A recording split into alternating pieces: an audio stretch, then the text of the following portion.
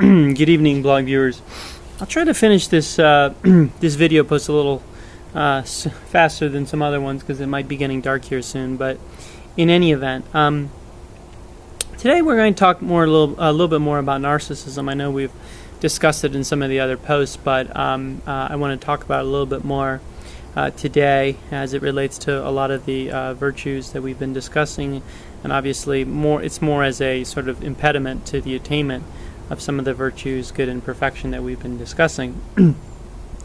But before saying that, before getting into it, I think some of the quotations I put front and center today talked about various forms of addiction, and I think in this sense, the only really, truly, purely good addiction is an addiction to human good and perfection. I think all other addictions somehow distort and damage life, because they don't respond to the whole of human personality, human life and needs, and human social life within communities. The addiction, if you want to call it that, to human good and perfection, is an what I would call internally self-regulating addiction. It doesn't allow you to be swept up into any addiction that is bad, or that only responds to one portion of human life. Most other addictions are not internally self-regulating, but rather, I would say, internally self-promoting. The more you do that activity, the more you want to do it even more, regardless of whether it's good or not. But human good, as an addiction, if you want to call it, or perfection, always self-regulates, because at any point when you are veering too strongly into one aspect or another of human life, the commitment to human good recognizes that and takes you, slows you down a little bit, takes you off that track, and reorients you and puts you back on the right track. So I think of any potential addiction, this would be probably the best one you can have, because again, it's an internally self-regulating addiction. Just within the addiction itself, there's internal self-regulation and self-scrutiny that corrects a lot of potential errors before they get too damaging. Now, reaching human good and perfection, as we've stressed, is fundamentally a matter of avoiding made-in-the-mind errors, particularly errors consisting of a sort of gross, distorted misappreciation of reality. Obviously, no one has a totally perfect grasp on reality. That's impossible. But sort of gross errors are really the problem. And I think in that regard, to actually see with your mind, or to see nothing, or to see a made-in-the-mind error as an actual reality, is perhaps the biggest error of all. And that sounds so weird. How do you see nothing as a reality? That's so strange. But what that means is that it's something that you can't see with any of the five senses. There is nothing within reality that you see within those five senses that corresponds to the made-in-the-mind nothing. Nothing can't stream in through the senses as information. Nothing always is mind-generated. It takes bits and pieces of what is perceived in reality as something, and then usually distorts it beyond recognition into nothing. But in a sort of habitual process where you keep doing that, after a while you literally start to see nothing as a reality, and that is a huge error that blocks the attainment of human good and perfection. In this post, I want to actually discuss narcissism, not in detail, but really more argue and show that it is a made-in-the-mind nothing, and why it is, and show how it's destructive to human good, and also makes certain comments about its prevalence in life today, especially in the developed world, I would say more. Now, almost every psychological article or study you read on narcissism says it's driven by the needs of a defective self that has been damaged at some point in time and struggles in adulthood, usually in childhood or adolescence, and struggles in adulthood to heal the self and put it back together. But it does it in sort of a defective way, or sort of a less than admirable way. Now, the actual goal to heal the self and put it back together strongly and to move on with life after being damaged in early adulthood, that is actually a very admirable goal when you think about it. The person has been harmed and prevented from development at some point and is making a heroic struggle later on in life And the harm may have come, the earlier harm may have come from reasons totally outside the control of the person, either bad parenting or bad social environment, whatever, and is now striving, or some other sort of trauma that was, again, not the fault of the person, and is now striving in adulthood to actually strengthen and empower the self. I think that's a good and not bad initial motive. But what matters, I think, while it might be a good initial motive, what matters is not the initial motive, but actions over time, and how the initial motive evolves over time, what it becomes. And the popular saying here, I think, is actually really is correct, that the road to hell is paved with good intentions, in that sense, that you can have very admirable goals, but over time it can transform into less than admirable goals as decisions are made and errors are made along the way. Now, with respect to narcissism, again, it's indisputable that a portion of human life involves obtaining some level of approval and admiration from other human beings. This is just a totally natural behavior, probably hardwired into our DNA. Humans are social beings, obviously. We're hardwired to enjoy being delighted in the fact that others regard what we're doing positively. There's nothing wrong with that. People want to be recognized and validated for the good work they do. And again, nothing within reason. There's nothing wrong with that sort of impulse. But there are, again, limits here, and I think it works very much like wealth. To use an analogy, or maybe a comparable situation, to someone making, let's say, literally nothing, $0 a year, if they were to somehow earn a $75,000 salary, that would be a huge improvement, huge, in their quality of life. Why is that? They go from homeless and starving with no medical care to a decent place, good food, cable TV, health insurance, decent cell phone. They can go on a vacation or two to Hawaii or wherever, and so on. So that's the jump from 0 to 75,000. So then you would think, okay, but where do you go with that? I would argue it's not clear, though, that a jump from 75,000, let's say, to 75 million will make the person 1,000 times happier. 75 million is actually, at that point, the person would be making 1,000 times more than 75,000 if she or she was making 75,000. But that's just a total error, I think, to think that a jump to 75 million a year will make the person 1,000 times happier. That's a total error that's made in the mind.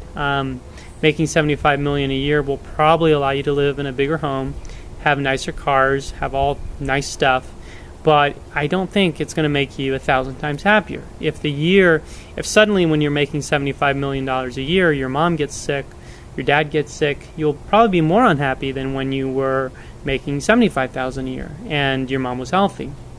And you can think of a lot more examples like that.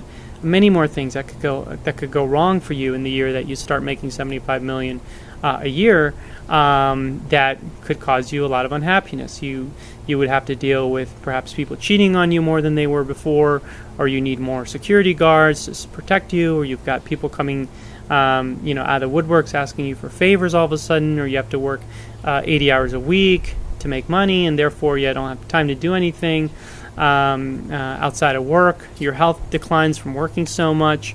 Even something more trivial like your favorite team starts to lose all of a sudden in that year, and that bums you out. Or you love cycling and you get injured and you can't cycle anymore, and the list is endless. So the assumption that just because you went from 0 to 75 you were way happier, the assumption that if you could get from 75,000 to 75 million would make you infinitely happier, that's the error, and that's the nothing error.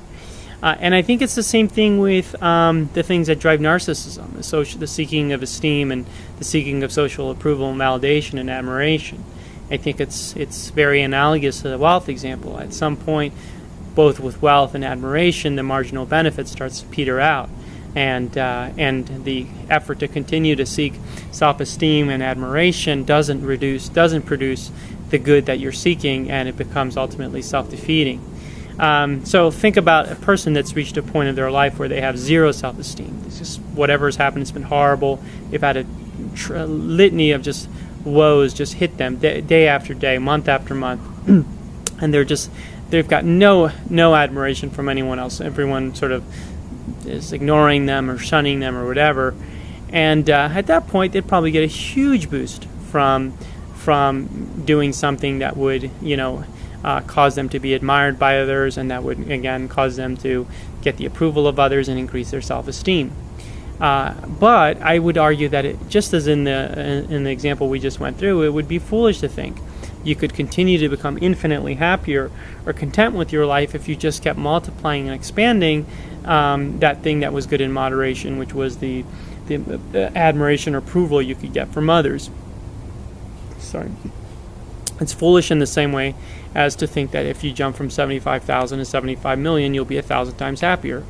To give another example, think of a dictator who's ruling a country with a population of 100 million. He's probably getting a ton of, obviously wrongly, he's probably getting a ton of admiration from everyone he's ruling, and that's boosting his self-esteem. However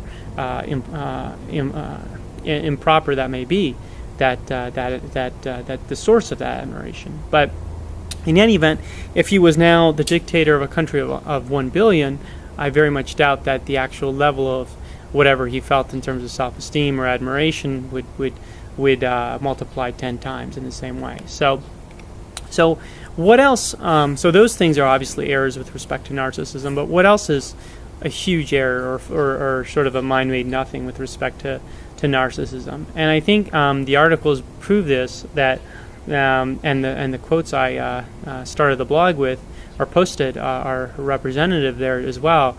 And basically, the error is you're literally seeing other grown adults function in the world in a perverse sort of way. You're literally seeing their function, and one of their needs or one of their purposes is to continue to admire you and pay attention to you and praise you all the time and say that you're perfect when you're not perfect. That's really silly. These are other grown adults that have a ton of things they have to take care of and things that they're trying to independently achieve, and you somehow want them to just basically act like puppets and serve your needs for admiration and approval. That's a total error made in the mind that first of all, others would have the capability to do that, have the time or inclination to do that, or even if they did, that they would want to do that. That's just silly. And so that's one aspect of just the utter silliness of narcissism. Another is that as we've repeatedly stressed, all written creatures, the written and the unwritten, which we've distinguished in many of the different posts. I think by now people that have been following the blogs know the difference. But written creatures are error-prone. Man is error-prone, and that's just a reality. That's the reality of what we are as a creature. We're not an errorless species. We're not errorless like the sun is errorless, or we're not errorless like gravity is errorless. We are error-prone. Some of us are less error-prone than others, but everyone everywhere is somewhat error-prone. And so maybe in a billion years our species will have become less and less of error-prone. Maybe in a billion years from now we'll have tons of information and data and history and experience to figure out what are really the best ways to live, what is really true and what's not. And so on. We'll get so much precision on those things from billions of years of just seeing, billions of years of trial and error experiments, as we like to discuss on the blog, billions of years of trying things out, making mistakes, but continuing to improve little by little. And at that point, maybe we'll become less error-prone or almost errorless. But still, I don't think we'll be totally errorless at that point. So, but the point is, we're not there. We're not there as a species, and we don't have all the benefit of all that information right now. And to see yourself as somehow exempt from the entire species' tendency to being error-prone means you're seeing yourself literally as not a written creature. And again, because of that, when you're exempting yourself from what every other species member has always been a distinguishing or a common characteristic, is silly. You're again entering the land of nothing and error because you're written. And you're a written creature that imagines himself as errorless when you're not, because there's no evidence, for example, that DNA, which creates every living creature, every written creature, that DNA creates a creature, a species in man that is errorless. All evidence we have is that DNA creates a creature man or woman that can improve a lot during a life, but certainly it's not errorless. So why is it, I would argue, if this is so obviously an error, narcissism of this sort is obviously an error, why is it becoming more common, I would say? You're seeing a lot more articles on it, you're seeing a lot more observations of it, you're seeing a lot more focus on this aspect of psychological health, and more people are deeming the current culture and society narcissistic. Is that right or wrong, or is that well, obviously at some point, who cares what the label is? The importance is the behavior, right or wrong. That's justifying this label. And I think the reason you're seeing it more is some of the worst tendencies in modern culture right now are some of the worst, I think, are technological tools that are actually facilitating or promoting a very extreme form of narcissism. What's so bad about these things is that they take what is already a pretty huge human problem with narcissism, and they make it that much easier to do 24/7 all the time. And you see the same bad tendencies at work with things like online gambling and maybe even online shopping, online porn, or whatever. They take what was, that was online shopping less so, but they take what was basically a vice and that people partook in occasionally, and they let everyone do it all the time, at home, every day, 24 hours a day, however much they want to do it. And I think 40 years ago, and this is the same with narcissism, there's more and more opportunities now to engage in this kind of behavior through some of the tools that are being distributed in modern culture, especially tech tools. And I think you have to think about that 40 years ago, for example, the narcissist of 40 years ago had very few avenues of getting his craving satisfied, far fewer than today. Maybe he could call someone on the phone and sort of serve his narcissistic needs that way, but it's very different than the situation that we're in now. Now, I think talking about narcissism, it's important to stress it's perfectly appropriate to try to achieve and do something special in the world. There's nothing wrong with that. It's perfectly appropriate to try to improve and get things right and improve upon how something is done in any field of human inquiry or endeavor or whatever. That's an admirable goal. But I think the focus and the way to avoid narcissism, the focus should always be on doing things primarily because you deeply care about those things, that you really do want to improve them and you really do want to make a contribution to those fields in whatever unique way you want to do it. But that's really ultimately your aim. And the primary motivation is not because you think it will satisfy some craving you have, or that it will somehow, endlessly cause the admiration of others to flow your way. Provided, I think, that you're on the right track and you have good reasons for thinking that, it should be almost irrelevant whether anyone else admires you for the activity you're engaged in. What matters is whether you're reaching, I think, as a member of the written, what matters is whether you're reaching ever higher levels of errorlessness in your thoughts and actions within reality. If you're continually reducing the amount of errors you make by gaining better and better perspectives on reality, and whether that gets you ultimately greater levels of admiration is irrelevant. It'll probably get you more admiration than most other activities, but whether it ultimately gets you greater levels of admiration is pretty irrelevant. I think ultimately the strongest form of self-admiration is self-admiration, not of the narcissistic variety that's discussed in many of the quotes and in the literature, but a self-admiration that comes from sort of a silent appraisal and understanding of your actions and thoughts within reality and the achievements that you really do know that you have achieved. And I think that is more of an enduring form of self-admiration and probably one of the strongest ones. So with that, I'll end this post.